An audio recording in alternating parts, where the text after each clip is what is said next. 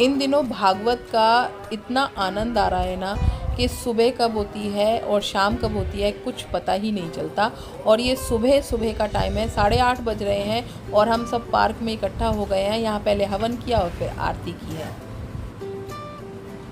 और मंदिर से हो आई हूँ और हवन भी करके आई हूँ।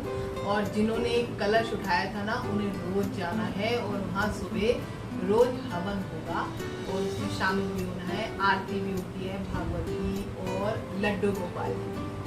तो वहाँ से होके आई हूँ। घर में चाय भी पी ली है, मम्मी को चाय नाश्ता दे दिया है और सब्जी अभी थोड़ी देर में बनाऊंगी। 12 बज रहे हैं, एक अल्ट्रेशन है, तब तक वो काम कर लेती हूँ। अल्ट्रेशन का काम भी जरूरी है भाई।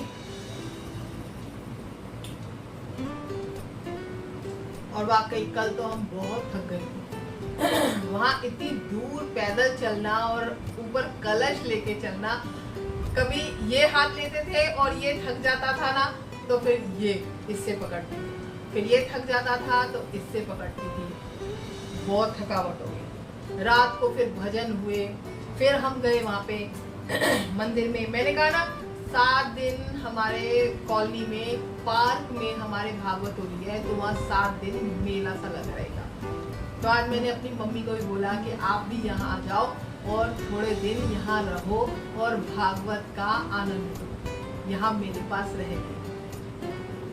तो देखते हैं वो आती है कि नहीं, पर मुझे जहाँ तक लगता है आ ही जाएगी।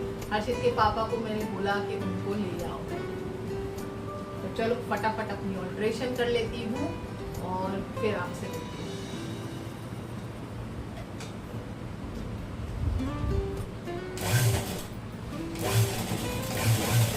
और कोई अगर मुझे देख रहा है, वीडियो देखा है और मेरे आसपास ही रहता है तो भागवत में भागवत कथा सुनने जरूर आना।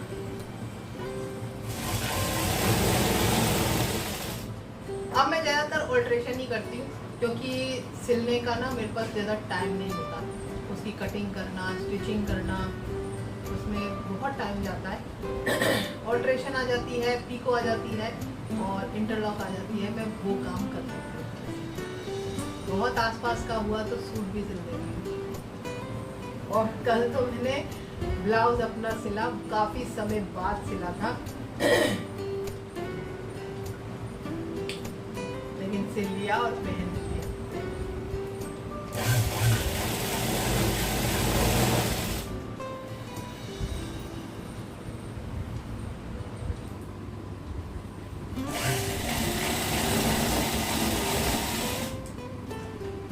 मैं आपसे एक बात कहना चाहती हूँ और मैं आपको एक बात बताऊँ कि हमारी मम्मी ने हमें क्यों पढ़ाया था।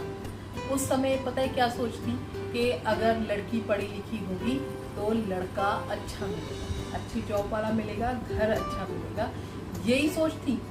किसी को ये नहीं था कि हमारी लड़की को इतना पढ़ाएं कि वो आगे चल के नौकरी करे और घर में पैसा लाए, ऐसा किसी की सोच नहीं थी। लेकिन आज की सोच ये है, आज हम अपनी बेटियों को इसलिए पढ़ाते हैं ताकि वो अपने पैरों पे खड़ी हो सके और अपने हस्बैंड के साथ कंधे से कंधा मिला के चल सके। अगर वो खर्चा घर में कर रहा है तो हमारी बेटी भी घर में खर्चा करे, ये नहीं कि सारा बोझ उसके ऊपर ही डाले। अगर आप में कुछ जरा सा भी टैलेंट है तो अपनी कमाई का जरिया खुद बनाएं। किसी के ऊपर एक एक रुपए के लिए ऐसे हाथ ना फैलाएं। डिपेंड रहना बहुत गलत है। अगर आप में जरा सा भी टैलेंट है, और ऐसा नहीं है, हर किसी में कुछ ना कुछ टैलेंट जरूर होता है, उसको पहचानो और उसको और बढ़ाओ, सीखो और फिर उसको कैरियर के रूप में उतारो अपने जीवन में। और देखना आपकी जिंदगी कितनी बदल जाएगी और आपका मान सम्मान भी बढ़ता है। अगर आप अपना कमाई कर रहे हैं ना तो उससे अपने खर्चा घर में ला रहे हैं तो उससे आपका मान सम्मान भी बढ़ेगा। पता है क्या है, अगर आपकी 1000 रुपए के काम करने की वैल्यू है तो उसे 100 रुपए के काम करने में मत गवाएं। अगर आप 1000 रुपए का काम कर सकते हैं तो वो झाड़ू पोंछा और ये बर्तन और रसोई ये भी करना जरूरी है, ये भी करें, लेकिन सारा दिन इसमें ना गवाएं। उसको करने के बाद आप अपना वो 1000 रुपए कीमत वाला काम करें।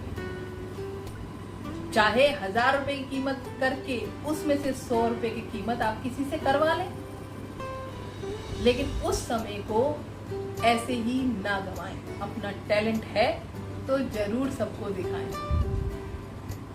तो इसलिए मैं भी ये सिलाई मुझे भी पहले नहीं आती थी, मेरे को जरा भी नहीं आती थी, लेकिन मैंने धीरे धीरे करके सीखी और फिर आज मैं काम करती हूँ।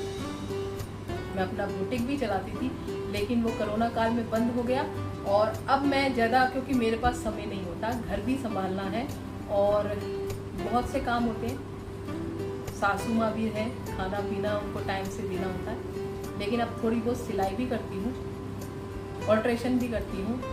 तो मेरा ये मानना होता है कि कम से कम 100 रुपए की ऑल्ट्रेशन तो डेली होनी ही चाहिए, ताकि मेरी मशीन का जो खपत है, जो उसके ऊपर लागत है, बिजली चल रही है, इस सब की कीमत निकल सके। तो बस यही कहना चाहती हूँ, अपने टैलेंट को पहचानो और उसको आगे बढ़ाओ। अगर आप उसमें थोड़ा सा भी अनजान है तो उसको आगे सीखो। कोई बेकरी आइटम बहुत अच्छा बनाता है, कोई स्टिचिंग बहुत अच्छी करता है, कोई क्राफ्ट मटेरियल बहुत अच्छा बनाता है, तो उसको पहचानो और आगे बढ़ाओ। आजकल इसकी बहुत वैल्यू है, बहुत वैल्यू है। हाथ के हुनर की आजकल बहुत वैल्यू है। देखा है हाथ की कढ़ाई की बाजार में कितनी कीमत है, और मशीन की कढ़ाई की जो साड़ी होती है वो सस्ती होती है, लेकिन हैंड वर्क एम्ब्रॉयडरी वाली साड़ी महंगी होती है। तो इसीलिए हाथ का हुनर तो होना बहुत जरूरी है। तो चलो अब मैं अपना काम कर लेती हूँ, क्योंकि आज का 100 रुपया मेरा भी बना नहीं है, तो मैं अपनी आज का 100 रुपया कमा लेती हूँ और फिर जाऊंगी रसोई में, खाना बनाऊंगी और मम्मी को खाना दूंगी।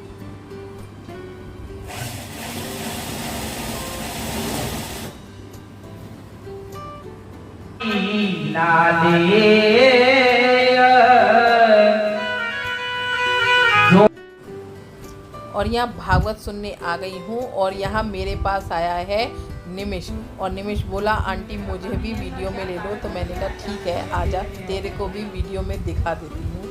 और बहुत खुश होता है वीडियो में